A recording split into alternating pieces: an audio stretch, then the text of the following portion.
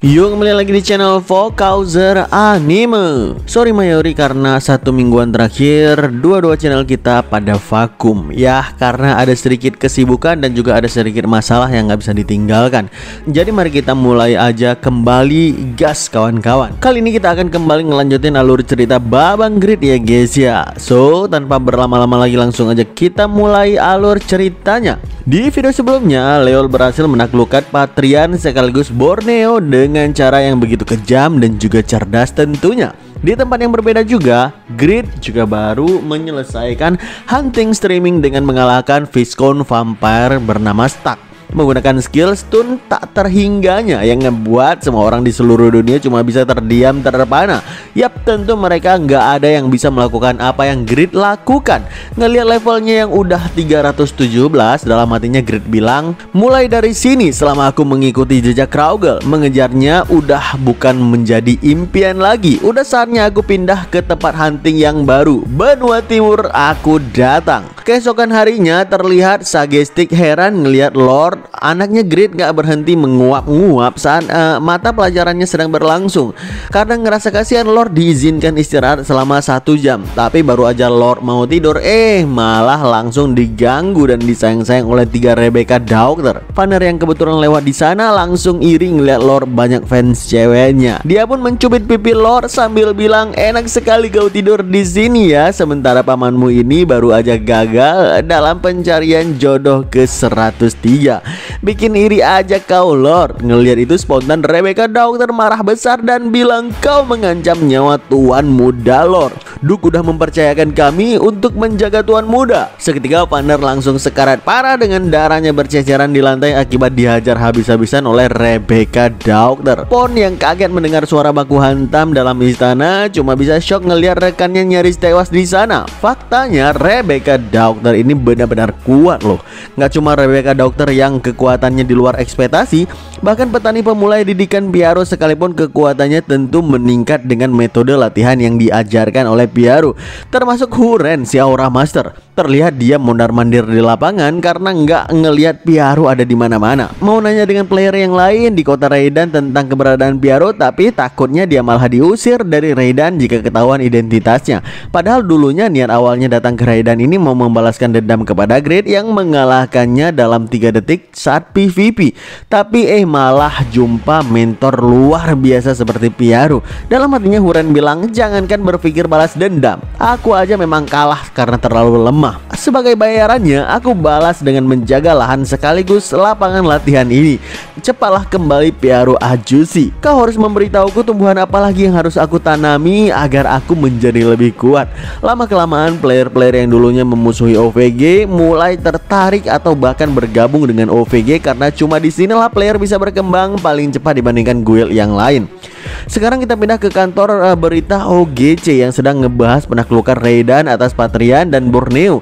Seorang jurnalis mengakui kalau Leol mengalahkan Patrian dan Borneo dalam 2 hari adalah prestasi yang luar biasa dan benar-benar strategi yang jenius.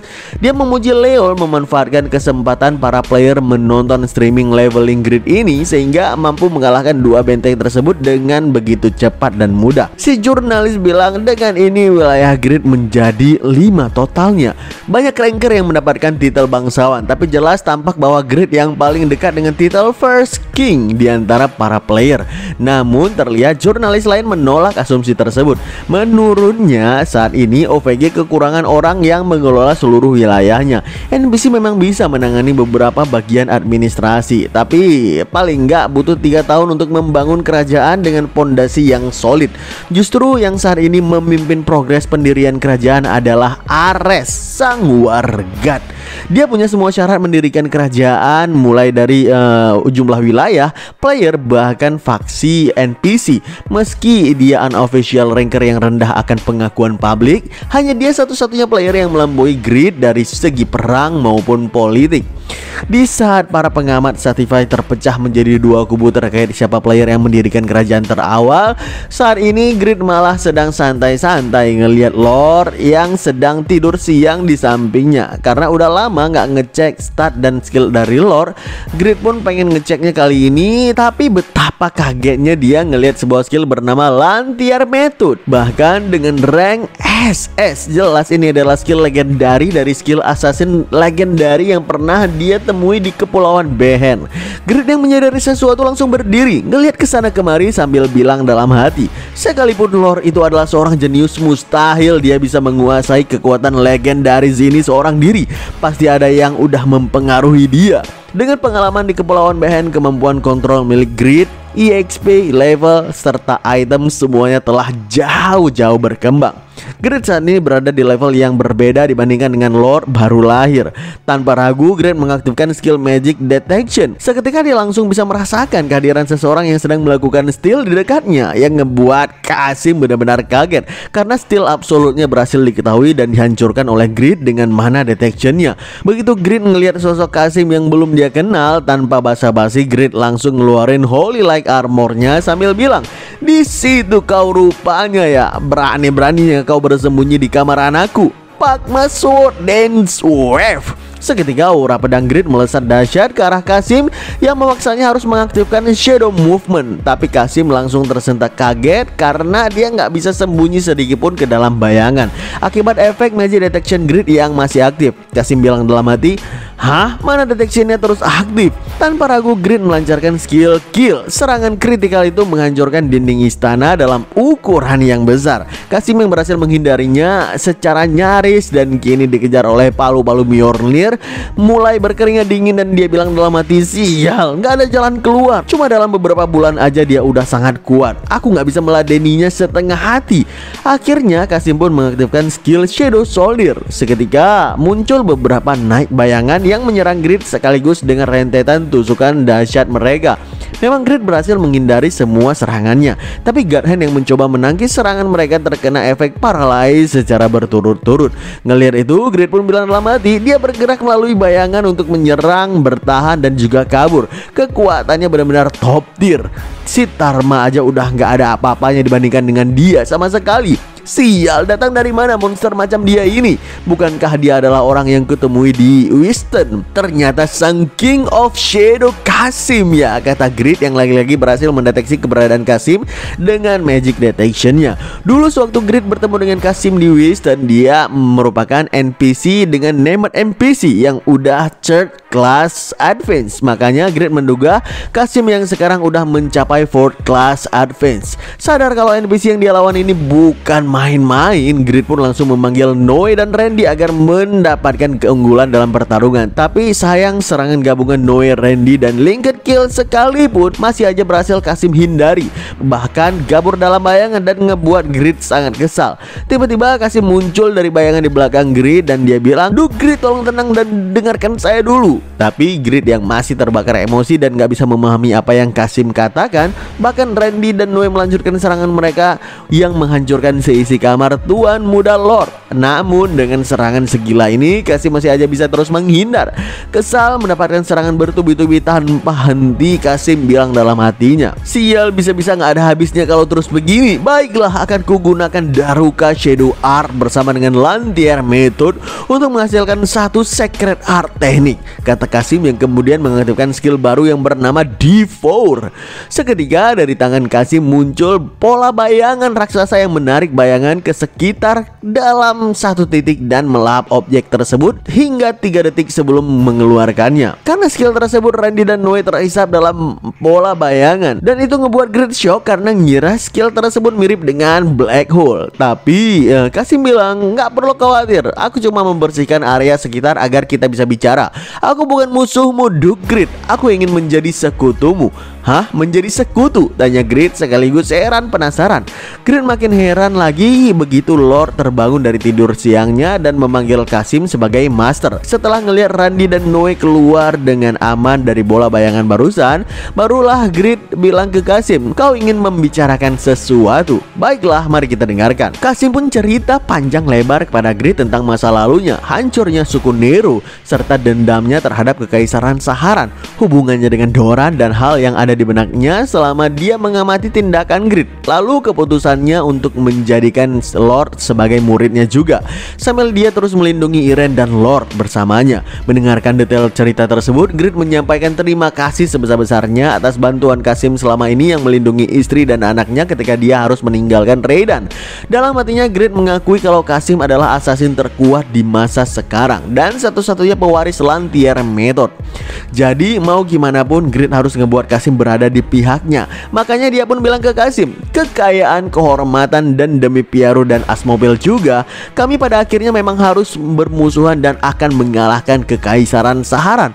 Mungkin akan sulit ke depannya nanti, tapi sekalipun mustahil, menghancurkan kekaisaran adalah tujuanku. Tadi kau bilang merasakan potensi dalam diriku, bukan? Baiklah, akan kubuat harapanmu itu menjadi kenyataan. Kasim, mulai hari ini layanilah aku secara resmi. Ucapan Grid tersebut ngebuat Kasim sedikit terperanjat dan haru mulai mencuat dari dalam hatinya.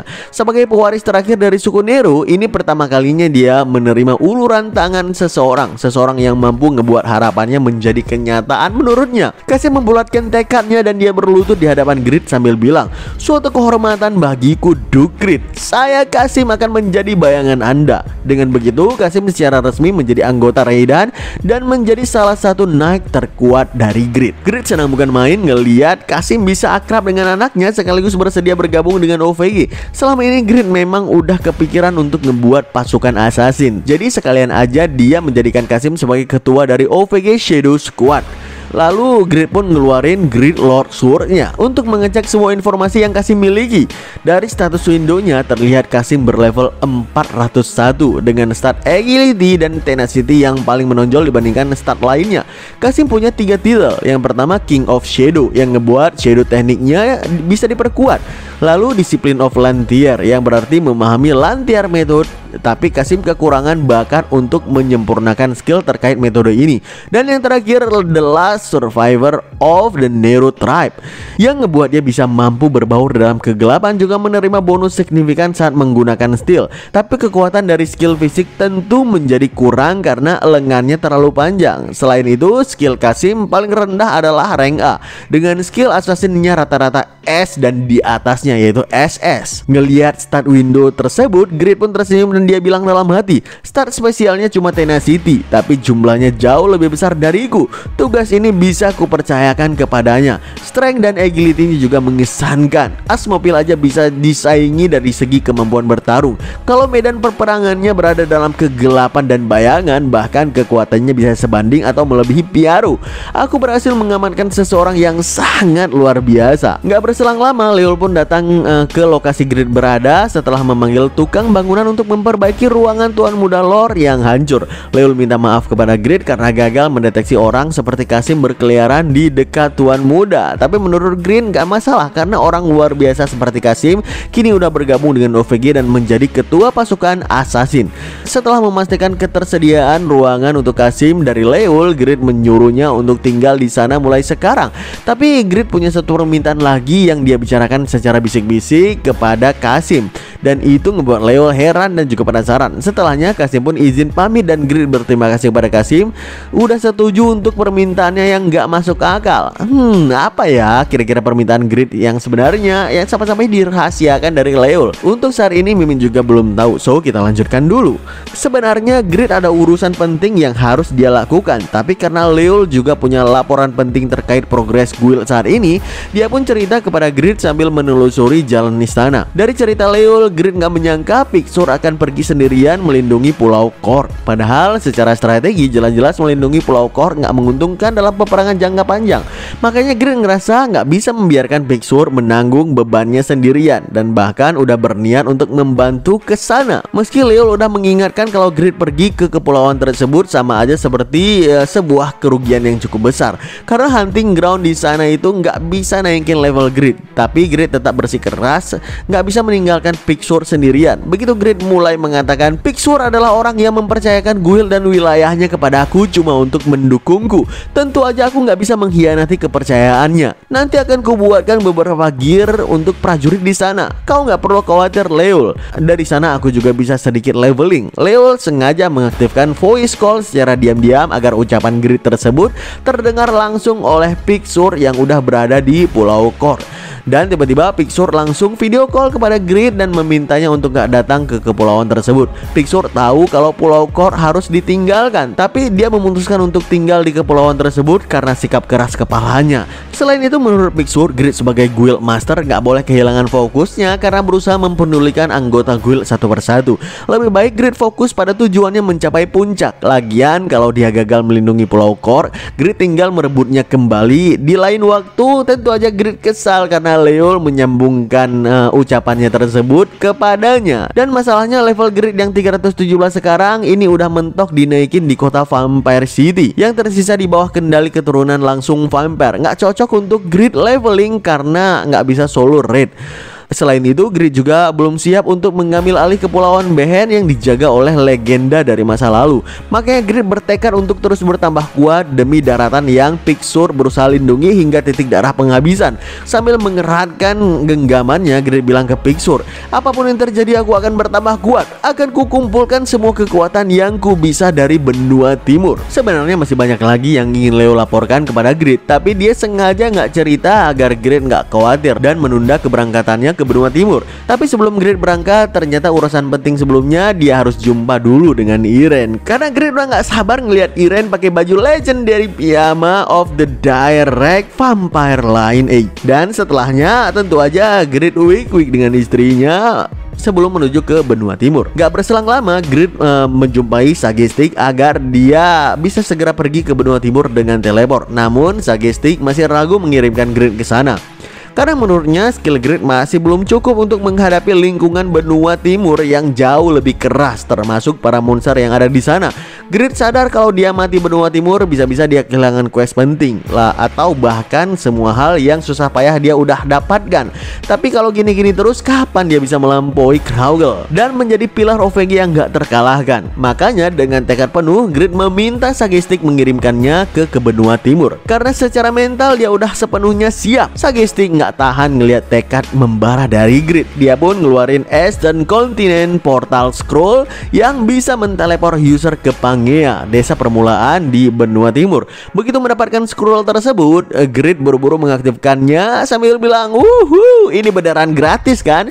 Jadinya malah keenakan nih. Oke, kalau begitu aku berangkat, kata Grid yang kemudian langsung teleport menghilang begitu aja dari hadapan Sagestic. Namun tiba-tiba Stick langsung shock dan berkeringat dingin dan dia bilang, Tuan Grid, dia pergi begitu aja? Dia nggak membawa gulungan untuk kembali ke benua barat? Ya salam. Memanglah Grid ampas parah dah. Sampai kesasar ke benua timur, nggak bisa pulang ke benua barat. Padahal jaraknya itu bukan main. Seiring Grid diteleport ke benua timur, beberapa notif pun muncul dan bilang energi alam di area ini terlalu padat. Kecepatan pemulihan mana meningkat 10%.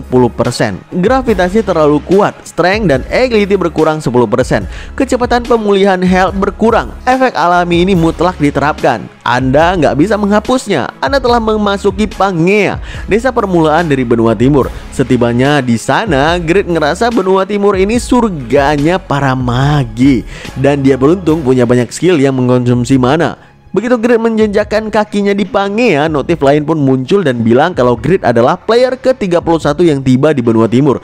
Jujur Grid heran ngelihat notif tersebut. Dia penasaran sejak kapan jumlah player yang pernah datang ke sini bertambah seperti ini. Siapa pula yang mencapai benua ini sebelum dia? Grid nggak tahu apalagi mimin. Oke, kita lanjut. Begitu Grid ngelihat area Pangea, Grid ngerasa heran. Kok bisa area seperti ini disebut desa permulaan? Padahal ukurannya jauh lebih besar daripada Raidan yang notabene kotanya adalah salah satu kota terbesar di Eternal. Setelah itu di area Pangea semuanya bercampur dari ras sampai gaya bangunan juga. Jauh dari dugaan Grid yang ngira kalau suasana kotanya mirip dengan nuansa lama daerah Asia seperti Jepang ataupun Cina. Ngelihat padatnya penduduk di desa Pangea, Grid bilang dalam hati, beruntung aman nih penguasa di sini. Wilayahku aja cuma kota dan benteng di gurun tandus, tapi kalau populasinya sebesar ini sih pasti banyak menghasilkan cuan. Katanya jauh lebih besar dari benua barat kan ya. Aku harus cari info sebanyak mungkin karena teknologi di sini membuatku tertarik. Berarti aku mulai dari blacksmith dulu lah, kata Grid yang kemudian menanyakan ke penjual ikan di mana lokasi blacksmith berada. Si penjual menjawab, blacksmith? Sepertinya kau baru datang ke Pangea ya. Di Pangea ada ratusan blacksmith, tapi yang paling terkenal biasanya berada di alun-alun pusat. White Hammer di timur, Black Anvil di barat, Red Tongs di selatan, dan Blue Flame di utara. Mau pergi kemanapun pasti akan ketemu barang yang bagus. Mendengarkan penjelasan penjual ikan tersebut, Grid bilang dalam hatinya, semakin besar populasi semakin banyak blacksmith yang dibutuhkan. Jadi wajar aja sih, tapi di benua barat kerajaan membatasi jumlah blacksmith untuk meminimalisir kekuatan penguasa lokal. Di sini berbeda sekali ya. Berhubung lokasi Grid sekarang paling dekat dengan timur, makanya Grid pun bergegas ke workshop White Hammer. Begitu Grid tiba di workshop tersebut, muncul lagi notif lain yang berbunyi, Anda telah memasuki White Hammer Blacksmith. Blacksmith dari benua barat memiliki perspektif yang berbeda dari blacksmith benua timur. Efek job Pakma Successor nggak aktif. Ngelihat notif tersebut, Grid bilang dalam hatinya, kalau mereka nggak bisa mengenali level menempahku, berarti daerah sini kurang dalam menempaan senjata kah? Kurasa nggak ada yang bisa kupelajari lagi di sini. Sayang sekali. Fokus leveling dan cari titel aja dah. Namun tiba-tiba Grid tersentak kaget begitu mendengar suara tempaan palu yang jernih dari ruang workshop, yang artinya blacksmith di sini bukan kaleng-kaleng. Grid yang penasaran mencoba mengintip proses blacksmith mereka, dan Grid akui dari gerakan mereka aja jelas-jelas blacksmith di sana berada di minimal tingkat advance. Dalam hatinya Grid bilang alasan skill Pakma Successor nggak aktif bukan karena kurangnya skill mereka, tapi karena teknik dan dasarannya sangat berbeda, malahan jauh lebih unggul di sini. Kurasa cara mereka dalam melipat dan memalu logam berulang kali, aku juga menggunakan cara tersebut, tapi butuh banyak stamina dan endurance yang ngebuat kebanyakan blacksmith di benua barat nggak mengikuti cara tersebut. Menggunakan palu dengan logam yang sama dengan item yang dibuat untuk mengikat tingkat penempaan. Bahkan ide ini nggak terpikirkan olehku. Dengan blacksmith sebanyak ini, persaingan intens pasti mendorong mereka untuk meningkatkan keterampilan dan rasa ingin tahu mereka. Lagi hasil-hasilnya mengintip dan merasa banyak teknik blacksmith yang bisa dia pelajari, tiba-tiba muncul owner workshop yang bernama White di belakang Grid. Dia menarik jubah Grid dan dia bilang, "Hei pemula, kenapa diam di sana? Udah ada 6 orang sepertimu yang diusir karena diam di sini untuk belajar menempa. Sana, cepat mulai latihan," kata White dengan tegas yang ngebuat Grid langsung panik padahal dia cuma mau menonton doang. White nggak mau mendengarkan alasan apapun dari Grid karena dia terlalu sibuk untuk melatih langsung setiap pemula. Dia pun menyerahkan sebilah kapak ke Grid dan tiba-tiba muncul notif quest di hadapan Grid yang bilang, "Chopping Firewood. Owner White Hammer Blacksmith sedang menguji Anda. Tebang pohon Whitewood berusia 200 tahun dari hutan di ujung utara Whitewood Grove. Hadiah penyelesaiannya EXP 12% dan kelayakan untuk magang di White Hammer Blacksmith." Ngelihat notif tersebut, Grid pun jengkel luar biasa dan bilang dalam hati, dia memintaku menebang pohon. Aku yang legendary blacksmith ini disuruh menjadi muridnya. Apa-apaan orang daerah sini, sialan. Yuk kita cukupin ceritanya sampai di sini ya guys ya. Akankah Grid mengerahkan teknik blacksmith legendarinya yang ngebuat semua blacksmith di Pangea tercengang-cengang? Saksikan terus alur cerita Babang Grid hanya di channel Fokuser Anime dan stay